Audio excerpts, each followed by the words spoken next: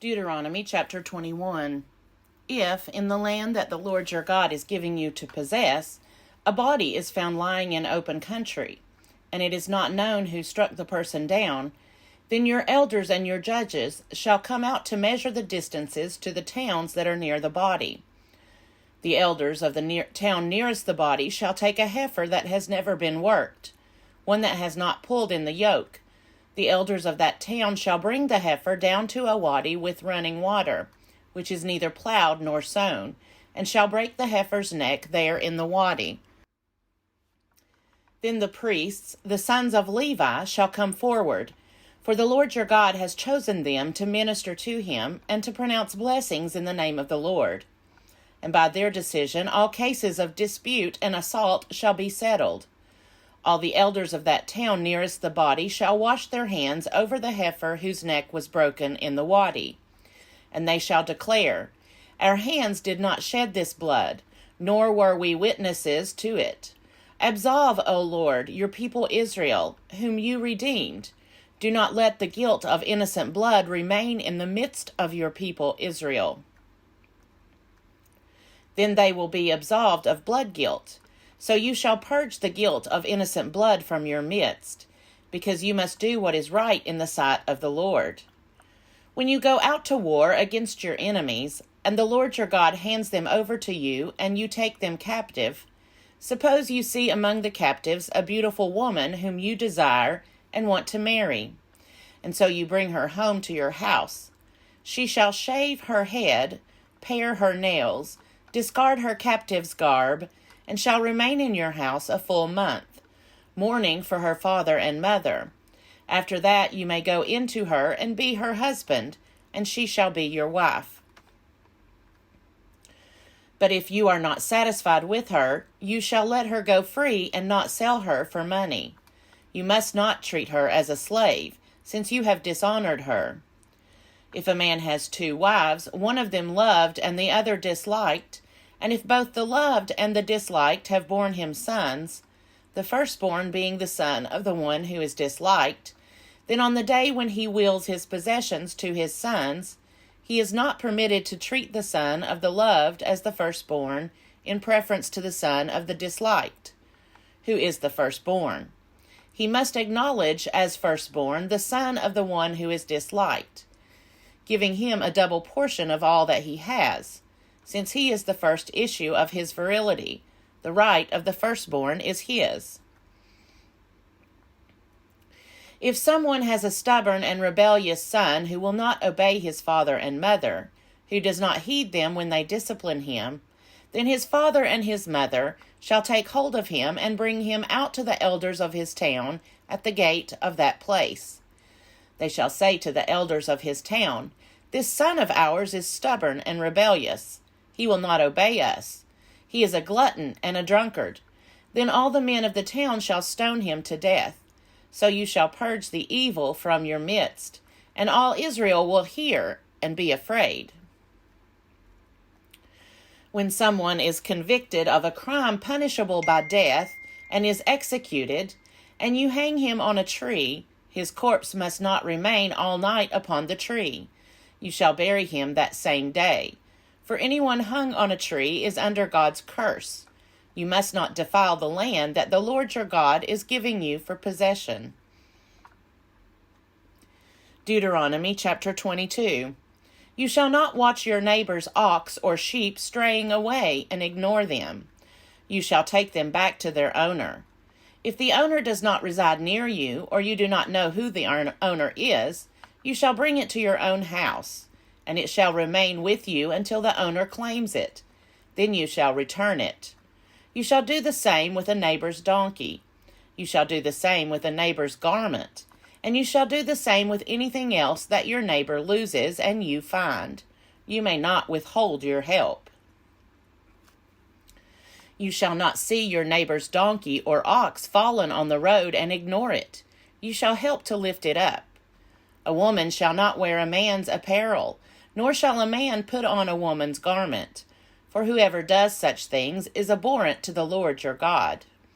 If you come on a bird's nest, in any tree or on the ground, with fledglings or eggs, with the mother sitting on the fledglings or on the eggs, you shall not take the mother with the young. Let the mother go, taking only the young for yourself, in order that it may go well with you and you may live long. When you build a new house, you shall make a parapet for your roof. Otherwise, you might have blood guilt on your house, if anyone should fall from it. You shall not sow your vineyard with a second kind of seed, or the whole yield will have to be forfeited, both the crop that you have sown and the yield of the vineyard itself. You shall not plow with an ox and a donkey yoked together. You shall not wear clothes made of wool and linen woven together. You shall make tassels on the four corners of the cloak with which you cover yourself. Suppose a man marries a woman, but after going in to her, he dislikes her and makes up charges against her, slandering her by saying, I married this woman, but when I lay with her, I did not find evidence of her virginity. The father of the young woman and her mother shall then submit the evidence of the young woman's virginity to the elders of the city at the gate. The father of the young woman shall say to the elders, I gave my daughter in marriage to this man, but he dislikes her. Now he has made up charges against her, saying, I did not find evidence of your daughter's virginity. But here is the evidence of my daughter's virginity. Then they shall spread out the cloth before the elders of the town. The elders of that town shall take the man and punish him.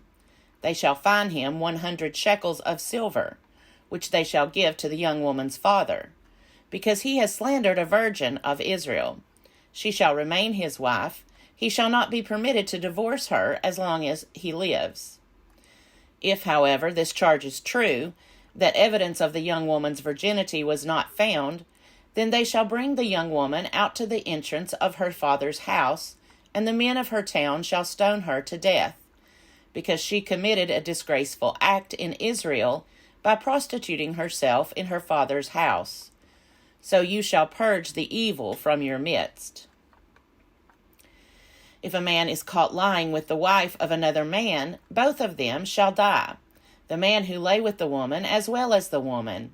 So you shall purge the evil from Israel.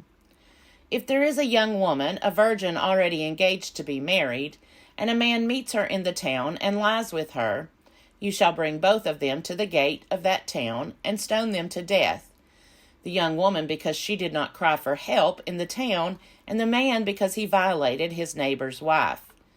So you shall purge the evil from your midst. But if the man meets the engaged woman in the open country, and the man seizes her and lies with her, then only the man who lay with her shall die. You shall do nothing to the young woman. The young woman has not committed an offense punishable by death, because this case is like that of someone who attacks and murders a neighbor.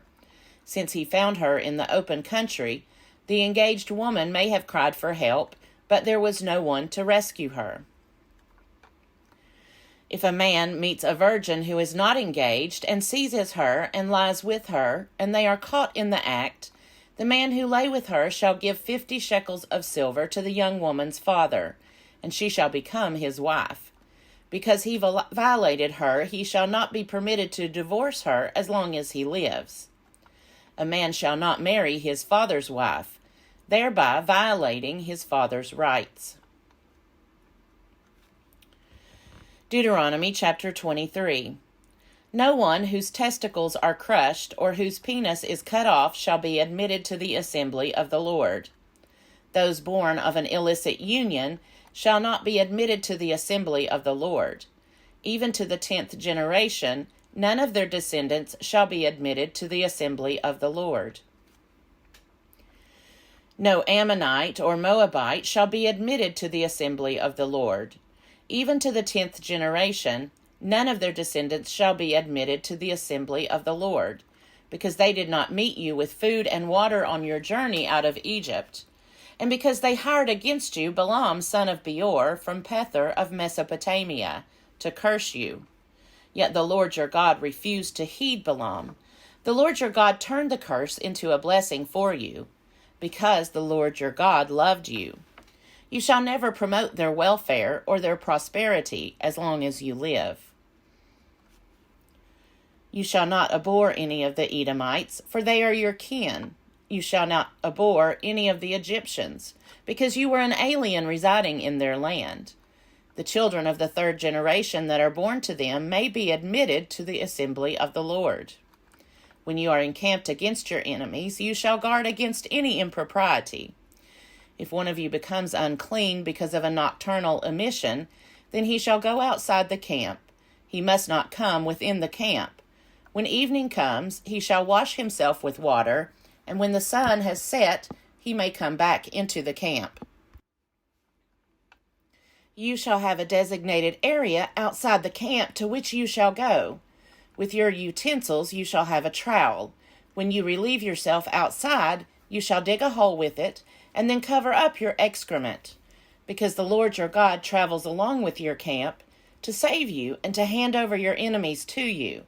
Therefore your camp must be holy, so that he may not see anything indecent among you and turn away from you. Slaves who have escaped to you from their owners shall not be given back to them. They shall reside with you in your midst, in any place they choose in any one of your towns, wherever they please. You shall not oppress them. None of the daughters of Israel shall be a temple prostitute. None of the sons of Israel shall be a temple prostitute.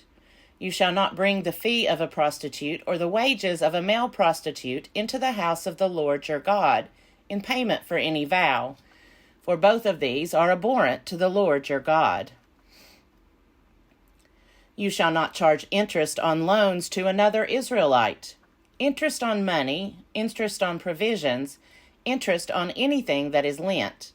On loans to a foreigner you may charge interest, but on loans to another Israelite you may not charge interest, so that the Lord your God may bless you in all your undertakings in the land that you are about to enter and possess.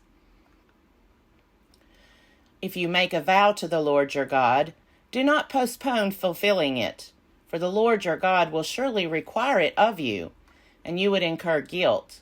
But if you refrain from vowing, you will not incur guilt.